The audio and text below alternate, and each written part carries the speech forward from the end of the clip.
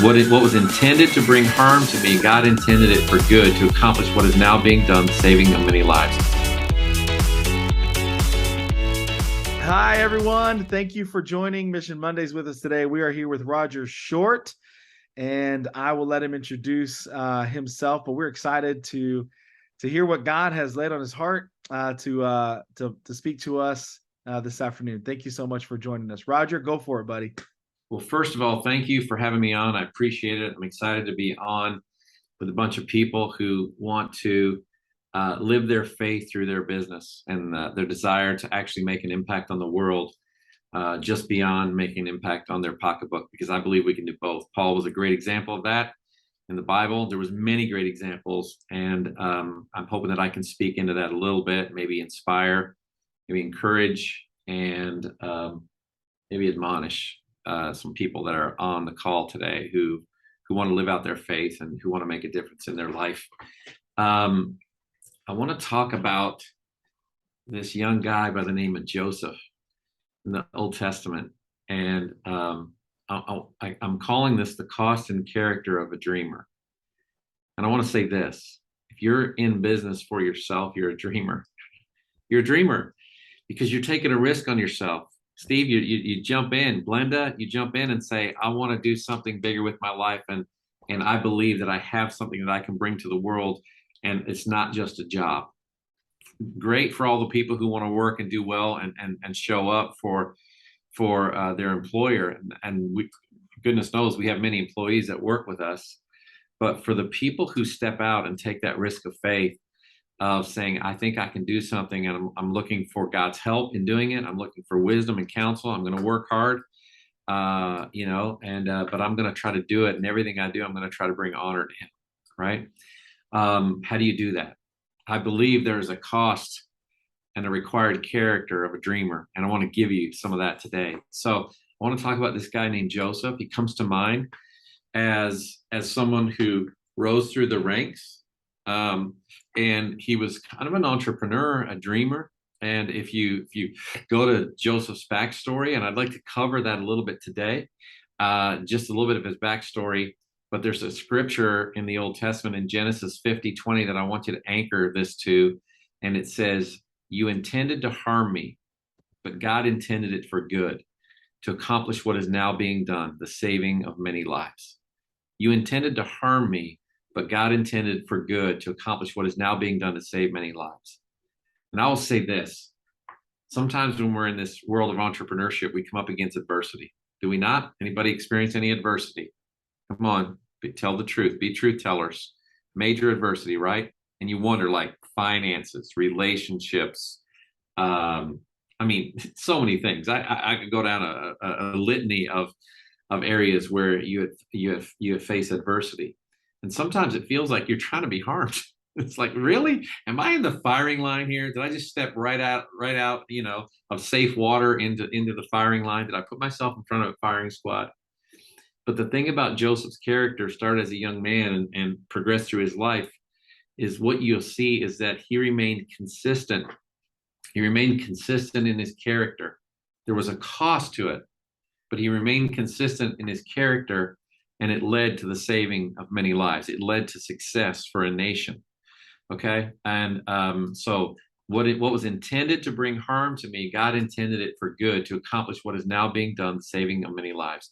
So what are you doing with your business? So when you're facing adversity, when you're facing challenges, I want you to anchor to this one, because you will go through tough things. So now let's take a quick look at Joseph's life and see if what we go through is anything compared to what he went through. Right? I'm the youngest of 10 children. Joseph grew up as the clear favorite of his father, right? Jacob, he was the firstborn of Rachel, Jacob's favorite wife, not the other wife, right? You remember he went through and if you go back to that story about how he got Rachel, and then he signed up and did 7 years of work, I believe it was for Laban, and then they gave him the other sister. Can you imagine being that lady, being presented as someone else? Like how demeaning that would have been for you. But Joseph said, I'll take on that responsibility and I'll work another 7 years, right? Jacob said, right? And so Joseph was the firstborn of Rachel, his Jacob's favorite wife, who passed away giving birth to her second child, Benjamin. In a show display for the love of Joseph, Jacob gave him a special coat. You remember that? Right? When I was a kid, we used to sing a song about the coat of many colors. That was in my Sunday school class. When I was a kid, we used to sing that song. Like, we're going all the way back to Sunday school classes. And he gave him that coat, and Joseph's 10 half brothers were jealous of that relationship that he had, right? And that often happens in with stepchildren today, and children who are, the second children of marriages that are blended families coming together, and then there's a child between those two. Like, siblings on both sides tend to resent that child that comes from that family, because it's a child that was born not from their father or not from their mother, but is still part of their bloodline. And so there was always this situation there. And Joseph's 10 half brothers, they didn't like it. They were born to Leah, whose father was Laban, who had tricked Joseph into marrying him, right? Sadly, Jacob did not love Leah as much as he loved Rachel. Even though he took care of them, he showed love, showed affection, his heart was for Rachel. So even more frustrating to Joseph's brothers were these what really pissed him off? What really pissed all the brothers off about Joseph? Anybody know? Who wants to give an answer? What really Just what? the love from their father, I guess. Not just the love from the father, but what? Come on, go with me here. Do you remember the story, Steve? You remember the story, Amy? What really irked him? Because Joseph was always talking about what? Well, he told them about the dream. Yeah, his dreams. He was always sharing his dreams and visions, and they hated him for it. They were like, be a realist. How many people have ever told you to be a realist, that you can't do something in your business? When you step out to do something in your life and your faith and your business, and you step out and people say, well, you can't do that. Why don't you just get a job? It's not going very good for you. Just get a job, settle. People want to hold you in. They want to hold you back. The story of the crabs in the buckets, right? One crab tries to climb out and goes out, but once you get 7 or 8 crabs in that bucket, they can't get out because all the other crabs are holding on. They don't want to let anybody out because they all want to keep everybody where they're at. And that's what Joseph's brothers were feeling like. They didn't like his grandiose dreams. He once dreamed 11 bundles of grain, each representing one of his brothers, bowed down to his bundle. Right? How arrogant was that? You guys are all going to bow down to me one day. But he described it like in grain terms, which was weird, right? But they hated it. They resented him for that. And so with his beautiful coat, his preferential treatment, and then all of his dreams, he was marked by his brothers, right? And this was how he started out. So one day they sent Joseph to take supplies to his brothers. Jacob sent Joseph to take supplies out, and while they were out herding sheep, and when he found them in a place called Dothan, the Bible says, the majority of Joseph's jealous brothers, they just wanted to kill him and throw him into and throw his body into an empty pit. One of his brothers, the one who had a little bit of sense here, is like, "Are you guys nuts? We don't want to kill him. Let's just throw him in the pit, and then we'll figure out what happened." So Reuben, what he had done was he convinced the other brothers not to throw him in the pit, and then he secretly planned to return later to rescue his dreamer brother and bring him back to their father. This was his plot, because he was like, how do I stand up against all my brothers? This is not right. So the brothers, they agreed to throw Joseph into the well, but before Reuben could rescue him, the brothers then what? Do you remember what happened? What'd they do? Anybody? Jennifer, do you know what they did? Do you know? They sold him into slavery. They sold him into slavery. The brothers decided to explain Joseph's disappearance to their father by staining his coat with goat blood, and they sold him into slavery to some passing merchants who were going to Egypt. Like, that's not a good situation to be in. That's a rough start. That's a young guy, lost his coat, lost the trust of his brothers, got sold into slavery, and was in a terrible, terrible situation. And so now he's gone from this guy who was loved by his parents. They gave him special privileges. They talked about him. They kind of treat him a little bit different than everyone else, to now he's a slave heading to a foreign land. All right, let's go. Let's advance forward. I'm giving you the timeline, then I'm going to give you 3 takeaways. So then he's in Egypt. And on arriving in Egypt, the merchants sold Joseph as a slave to this dude named Potiphar. And Potiphar was like a governor. He was like captain of the Pharaoh's guards. And Joseph did a great job working for Potiphar, and he was soon promoted to head of the entire household. So now he's kind of working for the governor, this captain of the Pharaoh's guard, and he puts him in charge of running the entire house. And at that time, that house would have had a lot of people, a lot of servants, and they took care of a lot of things. So now he's in charge. He's been promoted to manager.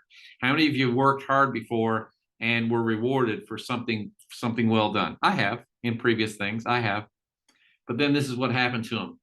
Things were looking up for him, but then a certain member of Potiphar's household was about to undo all of his success. Do you remember what happened? Anybody know what happened? Who knows? Who knows what happened? The wife. Tasha, do you know the story, Tasha? Yes, sir. What happened to him? Potiphar's wife tried to seduce him, She tried to sleep with him. and he said no. So as he was leaving, his garment ripped. Yeah. Well, she grabbed his coat. She grabbed his Right. cloak, right? Like she made a play for him, like probably drinking, come to bed with me. He was a person of importance in the house. She probably wasn't getting the attention from her husband and said, pulled this dude into her bedroom. And he's like, I can't do this. I cannot do this. My master has entrusted me with everything. Like sleeping with you is not just sinning against him, it's sinning against God. I'm out of here. But she didn't give up. And she cornered him one day and grabbed him by the cloak when he tried to run away. And then she got frustrated with him. Then she was like scorned. She was like, well, if you're not going to sleep with me, I'm just going to destroy your life. Like, how vindictive is that? Right? Holy cow. That's a vindictive wife, right? That's a vindictive woman right there. I don't want to come up against that. So she went to her husband and said what happened. And then she said that he tried to rape me. Now, what's Potiphar going to do? He's now put between a rock and a hard place, right? Do you think he really believed her? You think this was probably the first time she did this? Come on, let's get real. Probably not. But what's he going to do? He's embarrassed publicly before everyone. She came up and made a public accusation. Now he has to defend her. And so what does he do? Turn on the person who's been loyal to him, who served him well, who didn't do anything, who was appointed to run his entire household diligently, trustfully, faithfully, and then he turned him in, put him in jail, threw him in jail. How many people like just get ahead and then the rug is pulled out from under you? Guys, it's going to happen in your business. It's going to happen. When it happens, you can say, why me? Why me? Remember the scripture. What you planned for harm, God had planned for good all along. So you have to remember where you're going and in whose trust and in whose world you're operating in. We're not operating in our own world. We're operating in his world. And so we have to see the bigger picture here. So let's fast forward. Prison time.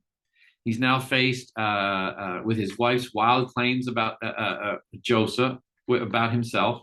Potiphar had little choice but to throw him in prison. And then when he was in prison, guess what happened? People quickly began to realize that this guy's probably innocent.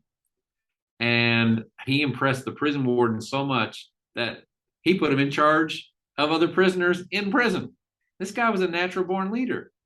You're probably a natural born leader. And if so, people will recognize that and they will elevate you. You have to come through challenging situations. But so here's what happened. They put him in charge of the other prisoners. And while he was in prison, Joseph started interpreting dreams. This is where they call him Joseph the dreamer, right? Because he's the dream, and then he was interpreting dreams.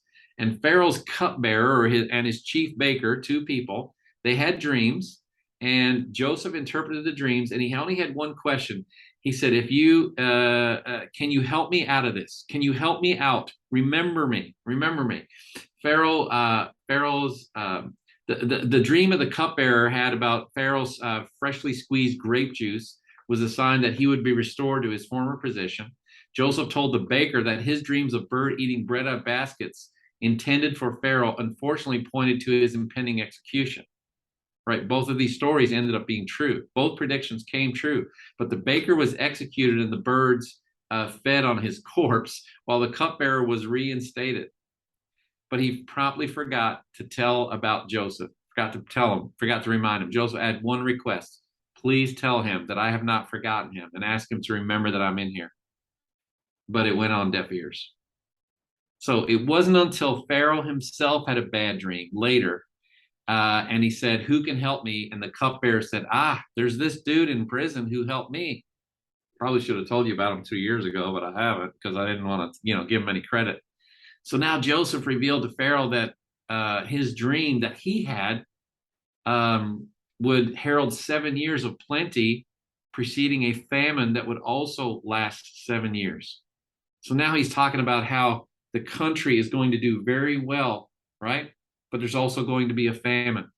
And he suggested that Pharaoh think ahead and stockpile grain in preparation for this predicted famine and 7 years into the future. So the interpretation of the dream combined with Joseph's good counsel made a great impression on him. And Pharaoh decided to make Joseph second in command of all of Egypt. Took him out of jail, made him second in command. He goes, this guy's wise.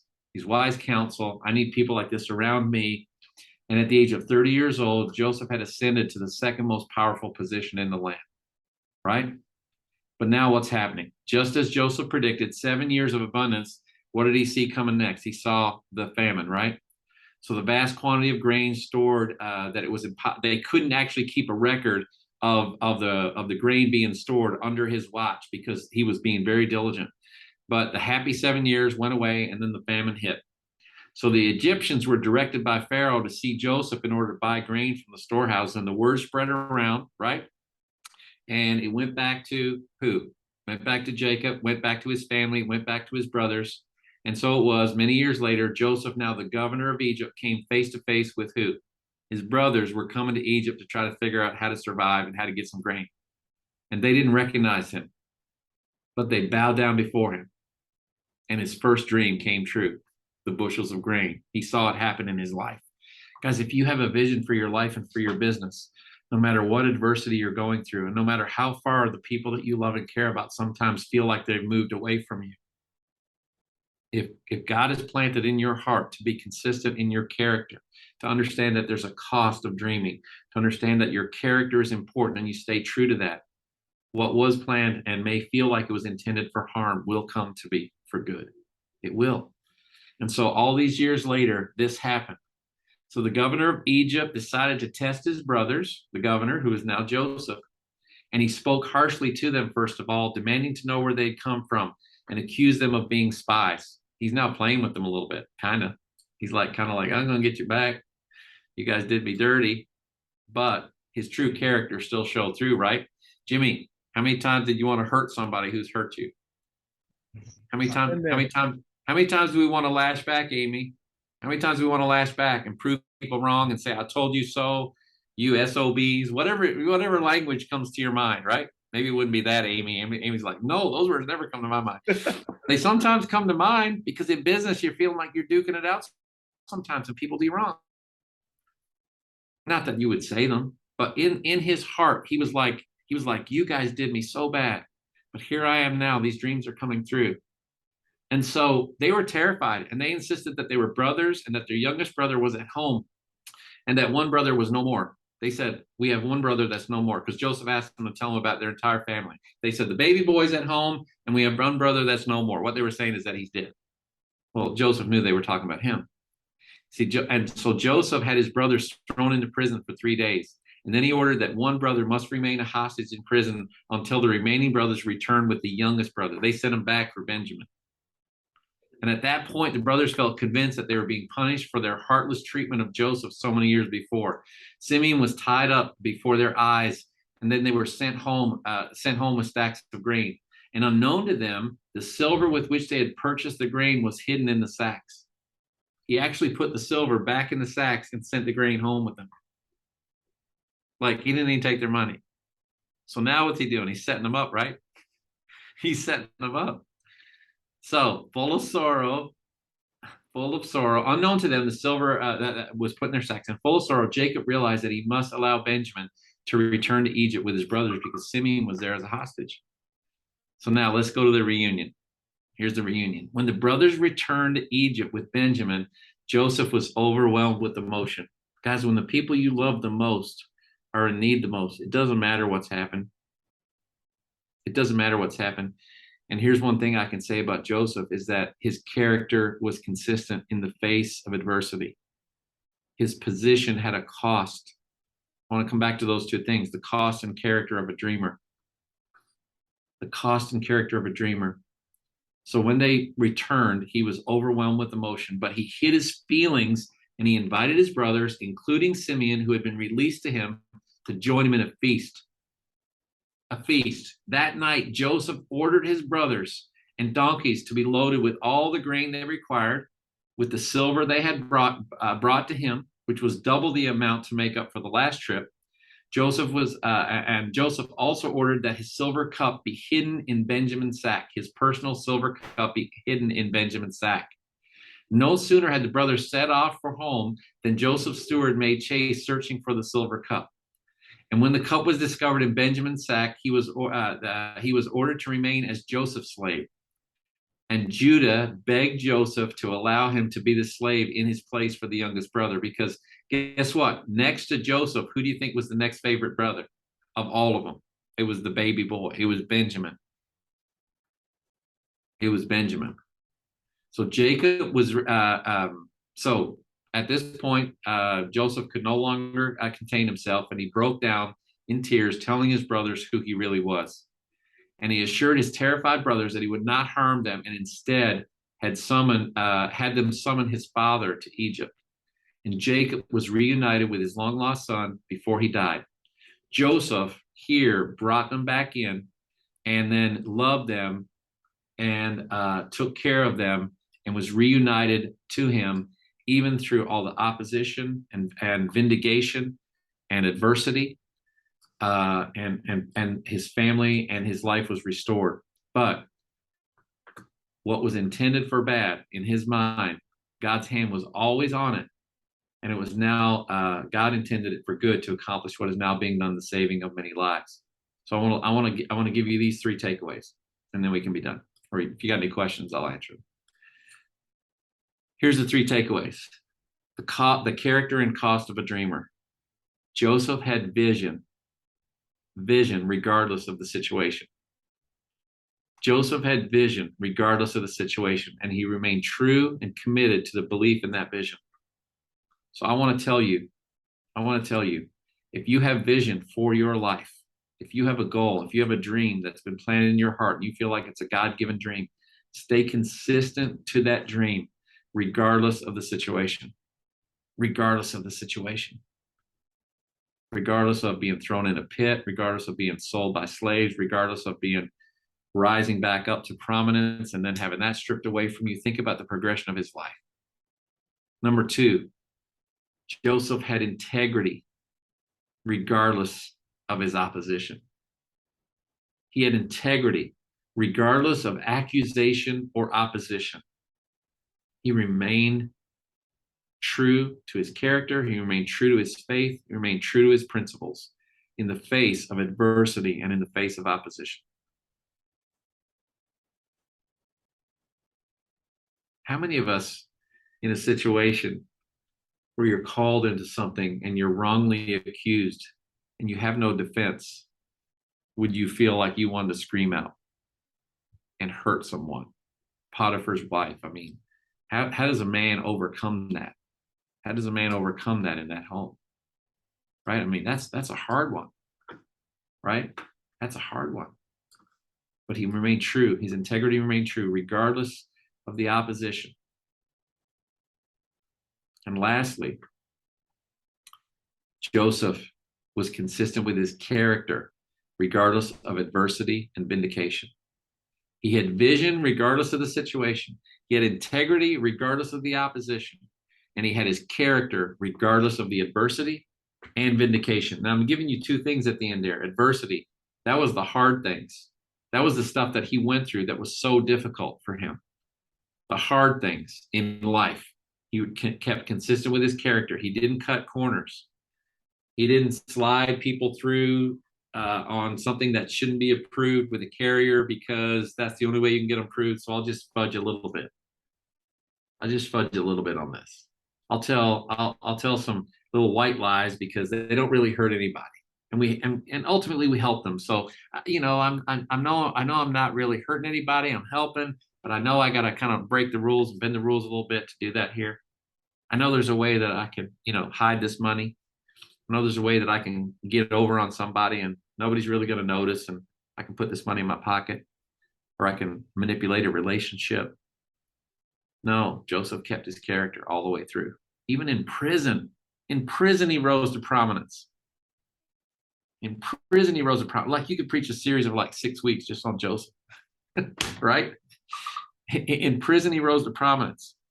His brothers betrayed him because of that vision. They sold him into slavery. He was installed by Potiphar in a high position. He was seduced by Potiphar's wife. He was discredited and imprisoned. He rose to prominence again. He helped the baker. He helped the cupbearer. Then they forgot him again. Then Pharaoh came and asked for his help. He spoke the truth again. He was consistent. He rose to prominence again. He predicted what was going to happen. He used his wisdom, his character, and integrity to help a nation. They stored up grain that actually saved the nation, and his brothers and his family were restored to him. Not probably in the way that he would have described it, but his vision of seeing that those bushels bow down came true. And then he was able to help.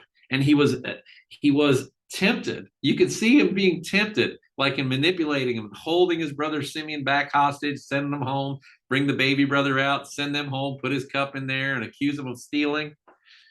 But then he couldn't do it. He couldn't do it. Like his character got through, but he came close, but he did not bend. He did not buckle. He came close. And look what happened. A nation was blessed. A nation was blessed. You intended to harm me, but God intended it to accomplish. God intended it for good, to accomplish what is now being done, the saving of many lives. So here you are. You're entrepreneurs. You're in this business. You're in sales. You're trying to help people. You're an independent entrepreneur. You're trying to make a difference with your life and business. All these things are going to happen to you. It's how you handle the adversity and how you position and regard your personal integrity and character that will speak to you, regardless of what is being done. And what you may feel like is not going well or not going in your favor, if you step back and we zoomed out for a minute and looked at it through God's eyes, God's got it the whole time. He's got it the whole time. So what are we worried about? Yeah, it's tough. Yes, it's tough. But God's got you. God's got you. So those are 3 lessons from Joseph that I like to apply to my life, and I hope they help you with yours. Wow. Roger, thank you so much. Yes, you can clap for him. That was such a good word. Golly, so much good stuff there. So I want to ask, I try to ask everybody who comes on before you jump off real quickly. Impact Legacy Group. Do you want to mention to us what that is? Is there a way for people to connect with Impact Legacy? Is that something that vibes with the mission entrepreneur world, or I think most of the people on here are maybe already connected to Impact Legacy Group. Awesome. If I'm not mistaken. So they probably already know what this is. I mean, the mission's in our name right there. We want to make an impact on the lives of the people that we serve, our families, for his kingdom. And we want to leave a legacy for those people coming behind us. Awesome. I think that's what we've been called to. Awesome. Amen. I love it. It's great meetings. Like, I look forward to it every Monday. Oh, yes. Fantastic. Me too.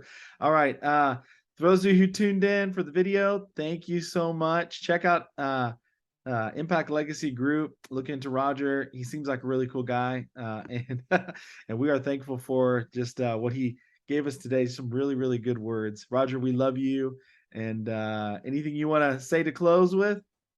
No, I'm just saying, connect with these two, Amy and the Knershas. I mean, they have been fantastic, solid people in their field. If you're connected with them, stay connected. One day you may be able to ride in a helicopter somewhere beautiful around the world, like I did with my wife. We actually took a helicopter ride not too long ago. We had a great time doing it. So it's fun. You can do a lot of fun. You can have a lot of fun being in business for yourself, and you get to meet some of the best people in the world. And so stay true to who you are, work hard, and keep your character. Know that there's going to be a cost. Maintain your character and live the life of that dream, and you'll see those dreams come true. Amen. So good. All right. God bless you guys. We'll see you soon.